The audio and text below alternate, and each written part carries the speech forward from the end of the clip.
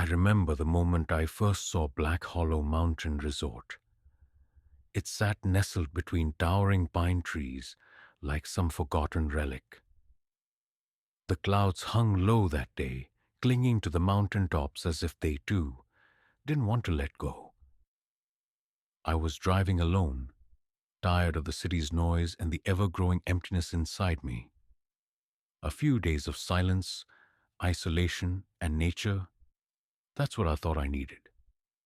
I had no idea what I was actually walking into. The entrance was marked by an old rusted iron gate that creaked open as I approached.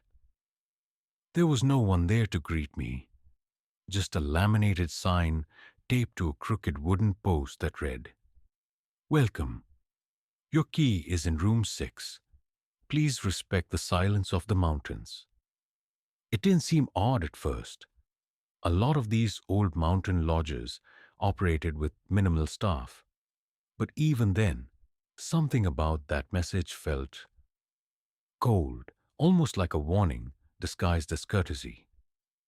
The lobby was dim, lit only by the flickering glow of a fireplace that looked like it hadn't seen a real fire in years.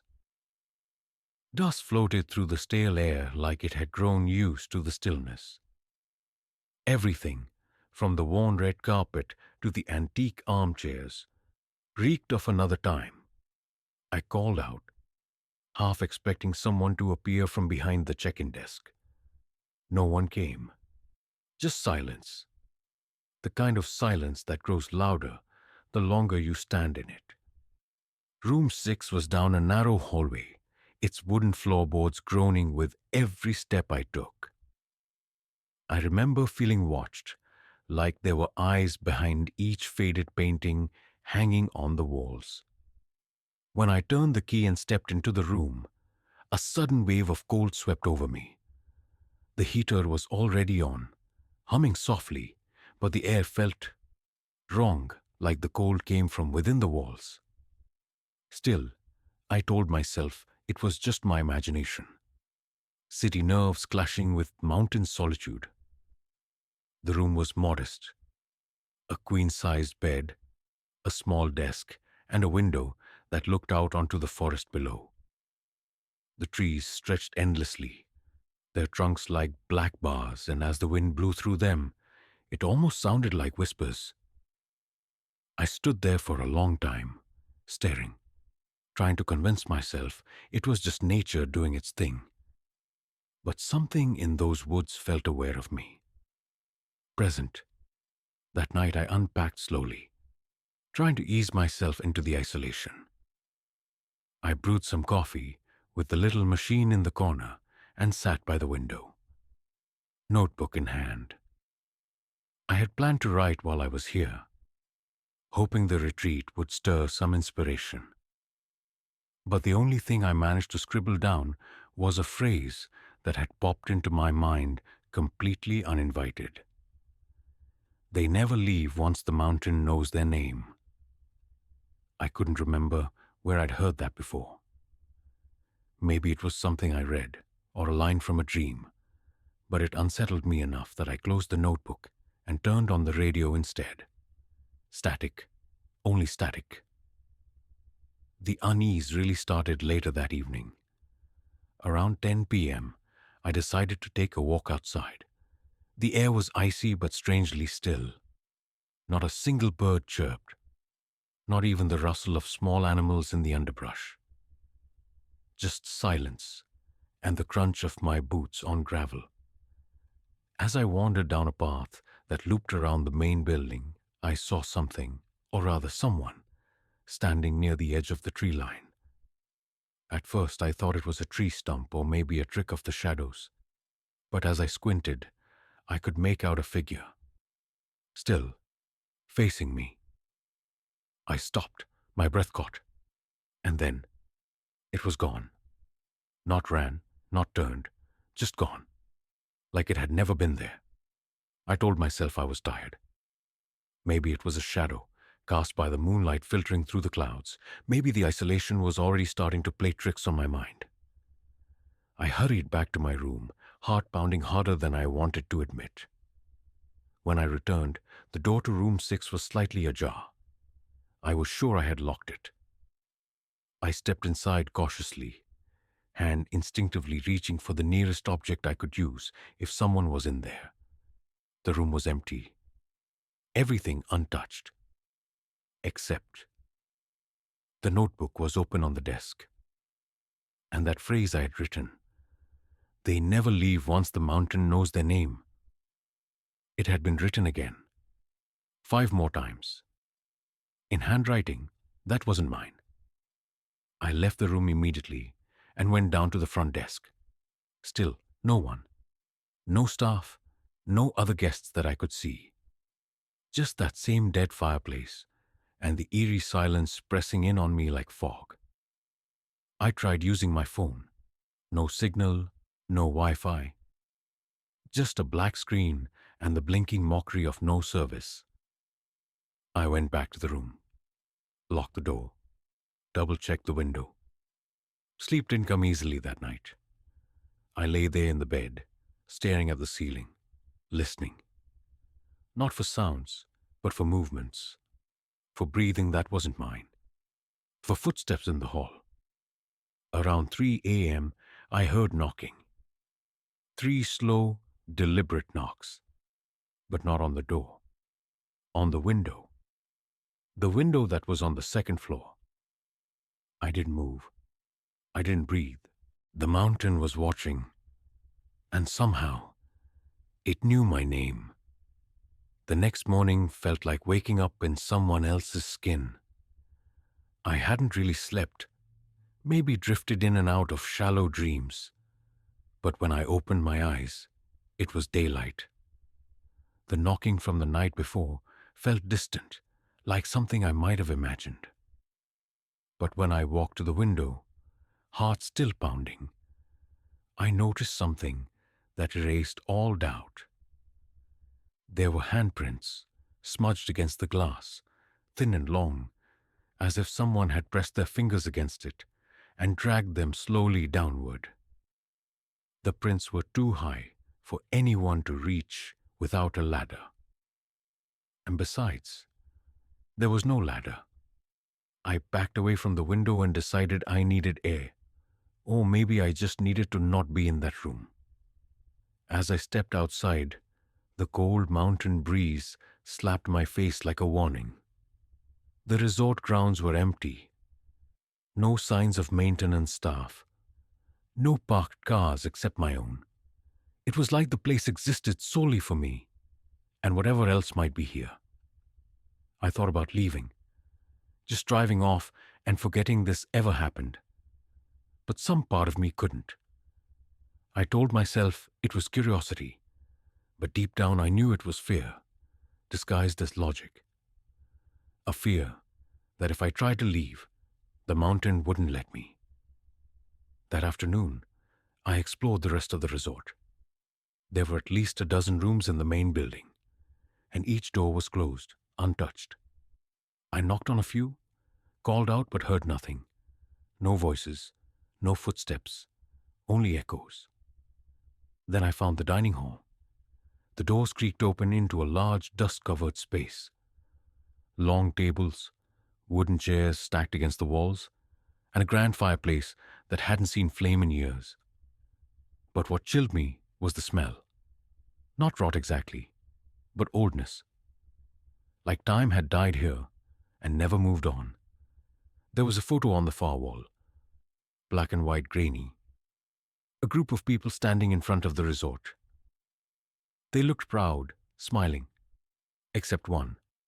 A tall man in the back, face shadowed by his hat, eyes just barely visible under the brim. The longer I looked at him, the more it felt like he was looking back at me. That night, everything changed. It started with the whispers. At first, I thought it was wind, a trick of the trees outside, but it wasn't outside. It was inside the room, close. Low, unintelligible murmurs like several voices overlapping just beneath hearing level. I turned on every light. Nothing. I checked under the bed, in the closet, even in the hallway. Still nothing. But the whispers didn't stop. They grew louder, not in volume, but in presence.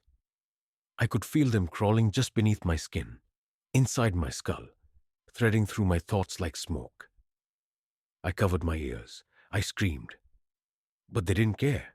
Around 1 a.m., the lights began to flicker, then die, one by one. I was alone in the dark. The heater stopped humming. The air turned bitter cold. And then, the doorknob turned. Not jiggled, not bumped. It turned. Smoothly. Silently. Then stopped. I didn't move. I didn't breathe.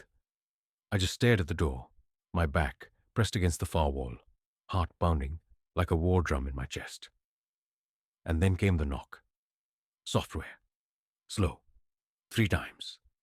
Same as the night before. I whispered to myself, "This isn't real. It's not real." Over and over, like it might change something. Like I could will the fear away. The knocking stopped. Silence. Then footsteps. Heavy, deliberate. Walking away. Down the hall. But here's the thing. There was no floor creak. No groan from the old wood like when I walked it. Just sound as if the footsteps weren't part of this place. As if they weren't real in the way we understand real. Eventually, the power returned. The lights blinked back on. The heater groaned and sputtered. I stayed awake the rest of the night, sitting in the corner, flashlight gripped in my hand like a weapon. But nothing else happened. The next morning, the whispers were gone. The room looked ordinary again, deceptively so. The handprints on the window were wiped clean, though I know I didn't touch them. I thought maybe, just maybe, the worst had passed. Then I checked the mirror in the bathroom. It was fogged, like someone had taken a hot shower, which I hadn't. And drawn into the condensation were 5 words. Don't listen when it calls. That was the moment I realized something terrifying. This wasn't just a haunted resort. This place knew me. It had learned my habits. It understood how to push me, test me. Every night it grew stronger, braver. I wasn't dealing with random hauntings. No cold spots or creaky floors for dramatic effect. This was a slow invasion. Something was trying to get in, not just into my room, but into my head, into my sense of what was real and what wasn't. And the worst part? I had the feeling. I was beginning to let it. I didn't sleep again after that. I couldn't. Every time I closed my eyes, I saw the message in the mirror. Those words etched into the steam like a final warning. Don't listen when it calls. I kept hearing them in my head on repeat, like a whispered chant that never ended. By morning, I knew I had to leave. I wasn't just scared anymore. I was being hunted. I could feel it now, like something beneath the floorboards was watching, waiting for me to break. Whatever had started as mild unease had become something much darker. And I had the sinking feeling that staying another night would be a mistake I wouldn't survive. But when I stepped outside to load my bag into the car, I froze. My tires were flat, all 4 of them. Not slashed, just melted. The rubber sagged like it had been exposed to extreme heat, yet the air was cool, mist curling around my feet. I backed away slowly, panic blooming in my chest. I didn't hear anything, no animals, no birds. Just the sound of my breath and the distant creak of the resort behind me. Something didn't want me to leave. I tried calling for help, but my phone was dead. I'd left it charging overnight, and it was plugged in. But somehow, it had drained. Completely. The outlet didn't even seem to be working anymore. I was stuck. I went back inside, trying to figure out a plan. Maybe I could find a landline, or even hike down the mountain if it came to that. But something in me knew the mountain itself wouldn't make that easy. As I walked past the old lounge area, something caught my eye.